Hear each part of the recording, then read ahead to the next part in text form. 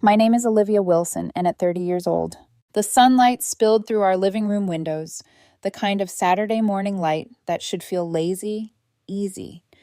But I couldn't shake a tiny twinge of unease. I watched Edward humming to himself as he moved around the apartment, tossing clothes over his shoulder like he didn't have a care in the world. "Brunch with the girls," he said, grabbing his bag. "Bottomless mimosas, you know the drill." He kissed my cheek, and I smiled, nodded, pretending the tight knot in my stomach wasn't there. I told myself it was fine. 3 years together, 18 months living together. We were solid. I'd learned to trust him, or at least I thought I had. By noon, I was sprawled on the couch, laptop open, pretending to focus on emails. That's when it happened. A notification pinged. Edward had posted on Instagram. A photo, him and Rachel. Rachel, the one who had left a permanent mark on his past. The ex he'd never quite erased from the edges of his life. There they were, laughing together on a rooftop terrace, sharing food, leaning into each other in ways that were just intimate enough to make my stomach twist. I froze. My thumb hovered over the screen as I screenshot everything. Not because I wanted to start a war, but because my heart had learned that when patterns of deception existed, evidence became survival. When he returned hours later, tipsy and glowing, he didn't notice my silence at first. "Brunch was amazing. Becca got like 3 desserts," he said, shrugging, oblivious. He named the girls there, but no mention of Rachel. I held up my phone. Screenshots. His face shifted, surprise, then annoyance, then that perfectly rehearsed look of righteous indignation. "Were you stalking my stories?" "You posted them publicly," I said, keeping my voice calm. "Rachel, she was there, right?" He exhaled, like I'd caught him doing something minor and ridiculous. "Part of the friend group now. It's fine, Olivia. We're just friends. You're being controlling. You always overreact." For a moment, I let it wash over me. I nodded slowly. Okay, yeah, I'm being controlling." He smiled, kissed my forehead, and that brief flicker of normalcy almost fooled me. Almost. But later, in the quiet of our apartment, as he showered and hummed some song I didn't recognize, I did 3 things. Checked our lease, verified our shared bank accounts, and started methodically packing my personal things. Documents, electronics, clothes, everything that mattered to me. It wasn't dramatic, not yet. It was measured, necessary. When Edward emerged, towel over his shoulder, he didn't notice anything. "What do you want for dinner?" he asked casually. "Whatever you want," I said. My calm voice didn't match the chaos spinning in my chest. That night, he fell asleep beside me. I stayed awake until 3 a.m, packing, thinking, documenting. 3 years of plans, a future we had built together, all tangled in one perfect, ordinary Saturday that suddenly wasn't. By the time the city outside my window had fallen silent, I left a note. "You're right. I am controlling. I'm removing myself from the equation. Your things are safe. Please be out by the 30th. And then I drove to Joseph's spare room, the place I had cleared out months ago, the one small corner of the world that felt safe. Within hours, the messages started blowing up. Edward, bewildered. Friends taking sides. Accusations flying online, spinning the narrative faster than I could even breathe. But I stayed quiet, focusing instead on the evidence. Each screenshot, each timestamp, every small lie documented meticulously. By nightfall, I realized something. This wasn't just about Brunch, or him, or even Rachel. It was about truth versus performance, control versus reality, and whether the person I thought I loved had ever really existed, or if I had been loving a story someone else wrote. I didn't have the answer yet, but I was ready to find it. The apartment was quiet now, almost too quiet. Edward was gone for work, and I sat on the edge of our bed, laptop open, heart racing in ways I couldn't quite name. Love made you vulnerable. Betrayal made you meticulous, and I wasn't about to be blindsided again. I started small. The lease. We had never officially added me as a co-tenant, just a loose understanding, an oversight in the rush of moving in together. But now that oversight was a lifeline. At least on paper, I had leverage. Next came finances. I methodically combed through our joint accounts, noting transfers, bills, receipts. Nothing too obvious yet, but the patterns were subtle. Little payments to names I didn't recognize, transactions that didn't line up with his stated work trips. It was enough to make my chest tighten with suspicion. Then came social media. Screenshots became my silent companions. photos, messages, comments, the fleeting shadows of half-truths Edward had left in plain sight. There was nothing overtly damning, yet, but I could feel the story beneath it all. The story he didn't want me to see. I watched him in real life, too, noting the small inconsistencies that had previously slipped past me. The way his phone buzzed when he thought I wasn't looking. The sudden, convenient work meetings that cropped up whenever I had free time. The way he laughed a little too easily at messages I couldn't read. And the internal tug-of-war was relentless. I loved him. I had invested 3 years of my life, of dreams, of intimacy, and yet, a quiet, insistent voice whispered, "Trust, yes, but don't be blind." That night, I found myself reaching out to Rachel, carefully, cautiously, not to accuse, not to confront, but to understand. Their friendship, or whatever it was, had gone unnoticed, or perhaps intentionally hidden. Rachel was wary at first, polite, clipped, but she didn't deny the connection, and her evasiveness only fueled my unease. Subtle hints here, a half smile there. Enough for me to start piecing together a timeline, mapping the overlaps of lies and half-truths, the moments Edward had controlled the narrative. By the weekend, I had a binder started, screenshots, dates, timestamps, notes. I was no longer just observing. I was documenting a life that had been lived partially in deception. And with each page I added, the image became clearer. This was not innocent friendship. This was manipulation. I felt the familiar twinge of guilt for becoming the kind of person who tracks every move, every message. But guilt didn't undo reality. Evidence didn't lie. And the alternative, ignoring my instincts, felt far worse. I found myself lying awake at night, rehearsing confrontations, imagining the look on his face when he realized I wasn't naive anymore. I wanted answers, but I also wanted to survive intact. This wasn't about revenge. It was about reclaiming my world, my autonomy, my sanity. Even as I documented everything, life around me carried on. Work emails, friends checking in, the hum of the city outside our apartment. It all seemed distant, irrelevant. My focus narrowed, every moment distilled to one question. Who is Edward really? And how much of him have I been loving that wasn't real? I could feel the tension in my chest tighten with every little discovery. The quiet investigation wasn't just revealing him, it was revealing me too. My own capacity for patience, for suspicion, for self-preservation. And I realized, with a sinking certainty, that the next step would demand confrontation. Not yet. Not until I had everything I needed. But I wasn't far from that line. It started with a question I had rehearsed 1,000 times in my head.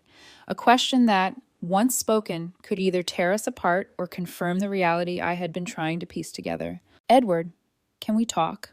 I said quietly one evening as he came home, the smell of coffee and cologne lingering in his jacket. He looked at me, a casual smile playing on his lips. "Sure, what's up?" I took a deep breath, clutching my binder like a shield. "I've seen your messages, with Rachel. I know you've been lying about who she is to you, and about where you've been." For a moment he froze, then laughed, a little too lightly. "Olivia, you're being dramatic again. I can't believe this. You're overreacting. She's just a friend. You've done this before, reading too much into things." The room spun slightly. That familiar twist in my chest, the one that said, "This isn't normal," tightened. A friend doesn't send late-night messages, doesn't show up at bars claiming brunch, and doesn't lie about it, I said, my voice steadier than I felt. Edward leaned against the counter, arms crossed. "You're controlling, Olivia. You can't just trust people. You've made a big deal out of nothing." I felt the anger rise, but I swallowed it, because I had learned over the past weeks that he thrived on my emotional reactions. Instead, I opened my binder, carefully sliding the screenshots, dates, and timestamps toward him. He glanced at them, smirked, and shook his head. "You really think this proves something? This isn't cheating. You're imagining things." But as he spoke, I noticed the flicker in his eyes, the micro-expression of guilt he couldn't fully mask. That one tiny slip told me what the words wouldn't. The gaslighting was subtle but relentless. He spun the story. I was paranoid, insecure, controlling. He was the victim of my obsessive mistrust. Every lie he told, every casual dismissal was designed to make me doubt myself. And yet, in my internal monologue, I refused to surrender. I know what I've seen. I know what I've documented. I'm not crazy. He's hiding something. I decided to take the next step. Carefully, I reached out to a mutual friend who had seen Rachel recently, someone I trusted outside the orbit of his manipulations. The friend confirmed it. Rachel had been around Edward more than he'd admitted. By the end of the evening, my heart ached with betrayal, a slow-burning heat that was both terrifying and clarifying. I loved him, and part of me still wanted to believe in the us we had built. But another part, a stronger part, whispered, "This is not love. This is deception. This is manipulation." As I lay in bed that night, the apartment dark and quiet except for the hum of the city outside, I made a silent promise to myself. I would confront. I would document. I would uncover the truth. And when the truth came, I would not let him rewrite it. The days blurred together, a relentless rhythm of observation, documentation, and quiet fury. I had become a shadow in my own life, moving carefully, watching every message, every social post, every small slip Edward made. Then hang the breakthrough. Rachel, Edward's ex, the one he insisted was just a friend. I arranged to meet her, not confrontational, not accusatory, just honest. We sat across from each other in a quiet cafe downtown, the hum of coffee machines around us, the scent of espresso grounding me. Rachel was tired, cautious, but not defensive. "You've seen the posts, I assume?" she asked, her voice low. I nodded. "I need to know the truth. I'm not here to fight you. I need to understand him." She slid a phone across the table. Texts, screenshots, dates, times, evidence of plans and promises between her and Edward, long after he had claimed they were just friends. Every message was a dagger of clarity. Late nights, excuses, hidden meetings, small but significant betrayals. I felt my stomach twist. Part relief, part heartbreak. The puzzle was complete. Edward's duplicity was no longer suspicion. It was fact. Rachel looked at me, exhausted. "I didn't want to be part of this. He's good at making people believe what he wants them to believe. Me, you, everyone." I realized then that this was more than a personal betrayal. It was manipulation at a level I hadn't imagined. He had orchestrated a narrative, controlled perception, and turned the people around him into characters in his story. I took a deep breath, steadying myself.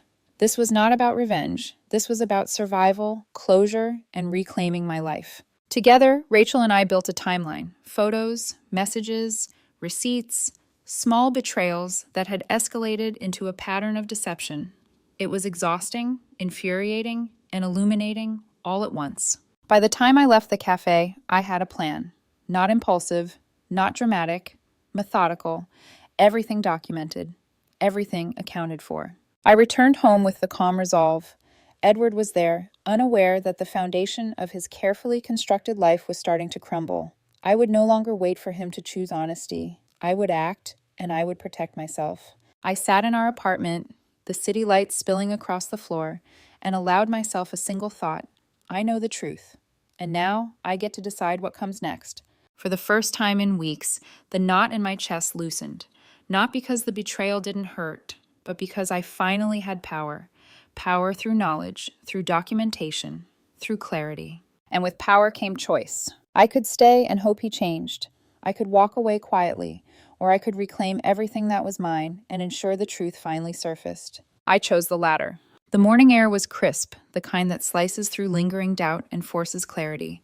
I stood in our apartment, the binder of evidence by my side, every screenshot, receipt, and message organized like armor.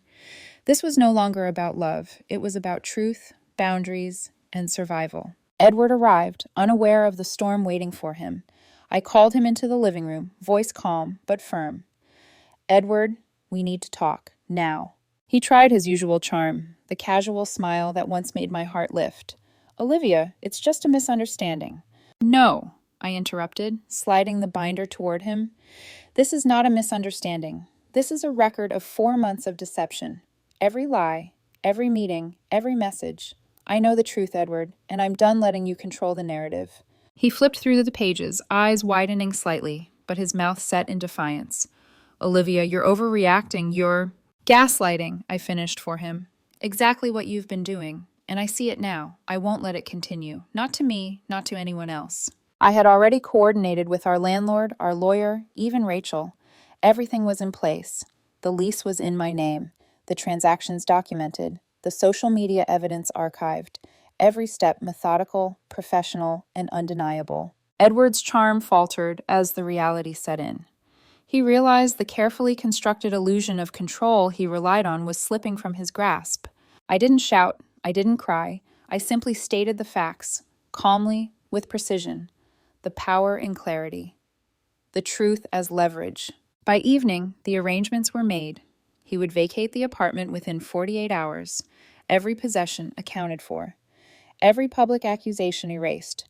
The lease and my legal position ensured there could be no further manipulation. I watched him leave, the door closing softly behind him, a quiet punctuation to years of lies and illusions, and I exhaled, not in triumph, but in relief. I sat on the balcony, the city lights stretching out before me, and allowed myself to feel the emptiness and the freedom.